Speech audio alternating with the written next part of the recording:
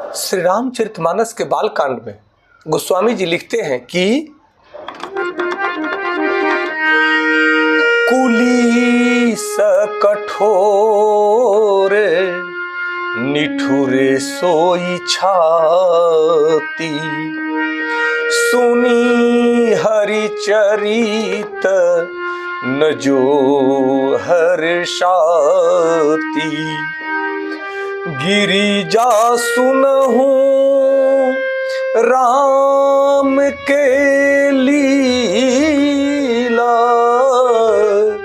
गिरिजा सुनहु राम के लीला। सुरहित दनुज विमोहन शीला, सुरहित दनुज विमोहन शीला। भगवान शिव माता पार्वती जी से कहते हैं कि कुलिस कठोर निठुर सोई छाती, सुनी हरि चरित न जो हर्षाती। गिरिजा सुनहु राम के लीला, सुरहित दनुज विमोहन शीला। भगवान शिव कहते हैं कि वह हृदय वज्र के समान कड़ा और निष्ठुर है, जो भगवान के चरित्र सुनकर भी हर्षित नहीं होता है। हे पार्वती, भगवान श्री रामचंद्र जी की लीला सुनो। यह देवताओं का कल्याण करने वाली और दैत्यों को विशेष रूप से मोहित करने वाली है। भगवान शिव समर्पित होकर के अपने आराध्य देव के चरणों में अपने आप को समर्पित करके, उनके ध्यान करके, उनसे अनुमति लेते हुए, आज्ञा लेते हुए माता पार्वती जी को भगवान श्री रामचंद्र जी का बाल लीला से शुरू करते हैं सुनाना। यह चौपाई अत्यंत अद्भुत हमारे और आपके जीवन को बदलने वाली है। कहते हैं कि जो व्यक्ति भगवान के पवित्र चरित्र को सुनकर भी यदि आनंदित नहीं होता, तो उसका हृदय पत्थर के समान कठोर और निष्ठुर है। कहते हैं कि हे पार्वती, अब आप श्री रामचंद्र जी की दिव्य लीलाएं सुनिए, जो देवताओं के लिए कल्याणकारी और असुरों को मोहित करने वाली है। इन सिद्धांतों को जानने की जरूरत है। यह आध्यात्मिक दिव्य संदेश है संपूर्ण मनुष्य जाति के लिए कि हरि चरित्र केवल कथा नहीं है। भगवान श्री रामचंद्र जी का चरित्र वर्णन, चरित्र चित्रण केवल कथा नहीं है। यह तो संपूर्ण मनुष्य जाति को मनुष्य के जीवन जीने की कला है। हम सबको कैसे जीवन जीना चाहिए, भगवान श्री रामचंद्र जी का चरित्र वर्णन हमें सिखलाता है कि मनुष्य को कैसे जीवन जीना चाहिए। यह रामायण जीवन जीने की कला है। यदि किसी के हृदय में प्रेम नहीं, भक्ति नहीं, करुणा नहीं, दया नहीं, तो वह क्या है? वह पत्थर के समान, उसका मन पत्थर के समान हो गया है। वह कठोर है, वह निष्ठुर है। और जो कठोर और निष्ठुर होता है, उसके हृदय में दया, प्रेम, क्षमा, उपकार, करुणा, भक्ति, उदारता यह ठहर नहीं सकता। इन सिद्धांतों को जानने की आवश्यकता है। भगवान की कथा सुनने से हृदय में कोमलता आती है, शांति आती है, आनंद उत्पन्न होता है। इसीलिए कहा गया कि सठ सुधरे सत्संगत पाई।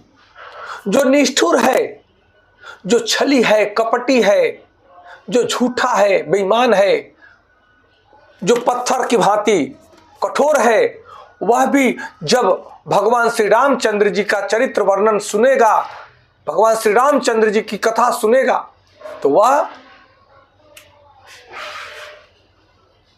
मृदुलभाषी हो जाएगा, उसका हृदय करुणा से व्याप्त हो जाएगा, उसके हृदय में दया का भाव जागृत हो जाएगा और वह सबके कल्याण के लिए जीने लगेगा। तब उसका भी जीवन अनेकों प्रकार से सुसज्जित हो जाएगा, आनंदमय हो जाएगा। क्योंकि आनंद कहाँ है? भगवान की कथा में है, भगवान के चरणों में है, भगवान के आचरण में है। जिस आचरण को जो भक्त, जो मनुष्य अपने अंदर धारण कर लिया, वह सदैव भगवान की भांति पुरुषार्थी होगा, समर्थवान होगा और वही ऐश्वर्य को प्राप्त करेगा। इन भावों को समझना है। भगवान शिव कहते हैं कि हे मनुष्यों, अपने हृदय को कठोर मत बनाओ, अपने हृदय को निष्ठुर मत बनाओ, उसका दुख तुम्हें ही भुगतना पड़ेगा। इसलिए क्योंकि कठोर और निष्ठुर भाव में सुख नहीं है, शांति नहीं है, आनंद नहीं है, कल्याण भी नहीं है। अपने हृदय में प्रेम, श्रद्धा, भक्ति जो सच्चा आनंद देने वाली है, उस भाव को जागृत करो। जो व्यक्ति अपने हृदय में श्रद्धा, प्रेम, क्षमा, शांति का भाव उत्पन्न कर लेता है, वो सदैव परमानंद में विचरण करता है, सदा मोक्ष में जीता है। इतना ही अंतर करना है, इतने ही अंतर में मोक्ष है और इतने ही अंतर में बंधन है, इतने ही अंतर में सुख है, आनंद है और इतने ही थोड़ा सा बदल जाते हैं सांसारिक विषय वस्तुओं में, ईर्ष्या, द्वेष, अहंकार में तो दुख ही दुख है। इन भावों को समझना है। भगवान श्री रामचंद्र जी का लीला का अर्थ है कि राम केवल एक नाम नहीं है, बल्कि मर्यादा, सत्य और धर्म का प्रतीक है। और हर मनुष्य को मर्यादा में रहना चाहिए, सत्य मार्ग पर चलना है, सत्य ही अपने आचरण में शामिल करना है। हर व्यक्ति अपने धर्म के लिए जीता है, अपने धर्म में बने रहना, अपने स्वभाव में बने रहना ही रामचरितमानस हमें सिखलाता है। इस भाव को समझना है। इसलिए भगवान रामचंद्र जी केवल कहने की बात नहीं है, उनके कथा को केवल सुनने मात्र से नहीं, उसको अपने आचरण में धारण करने से हमारे अंदर मर्यादा, प्रेम, श्रद्धा, सत्य और धर्म का उद्भव होगा, जो हमारे अंदर है, परंतु अज्ञानता से वह दबा हुआ है। क्योंकि बाहरी आवरण के अंदर हम जी रहे हैं, बाहरी आवरण से हम ढके हुए हैं, हमारा मन बाहरी आवरण में लगा हुआ है, बाहरी आवरण को ओढ़ा हुआ है। जब बाहरी आवरण को आप हटाएंगे, जब ध्यान में बैठकर भगवान राम में रमण करेंगे, तब आपका बाहरी आवरण हटना शुरू हो जाएगा और आपका मन अपने आत्म स्वरूप में स्थित हो जाएगा। तब भगवान राम कहीं बाहर नहीं, आपके अंदर दिखाई देने लगेंगे, यही दिखाई देने लगेंगे। इस भाव को समझने की आवश्यकता है। कहते हैं कि बुद्धि की शुद्धि कब होती है? जब हम दिव्य कथा सुनते हैं, सत्य मार्ग का अवलोकन करते हैं, जब सद्गुरु से सत्य सिद्धांतों को सुनते हैं, तो हमारा मन विकारों से धीरे धीरे रहित हो जाता है, हमारे मन के विकार धीरे धीरे समाप्त हो जाते हैं और हमारा मन श्रद्धा, प्रेम, उपकार, क्षमा, दया, करुणा से भर जाता है, आनंद से भर जाता है।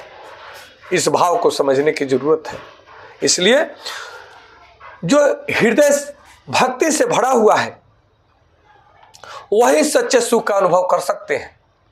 और जो हृदय कठोर है, ईर्ष्यालु है, निष्ठुर है, वह संसार के सुखों में भी आनंद की अनुभूति नहीं कर पाए।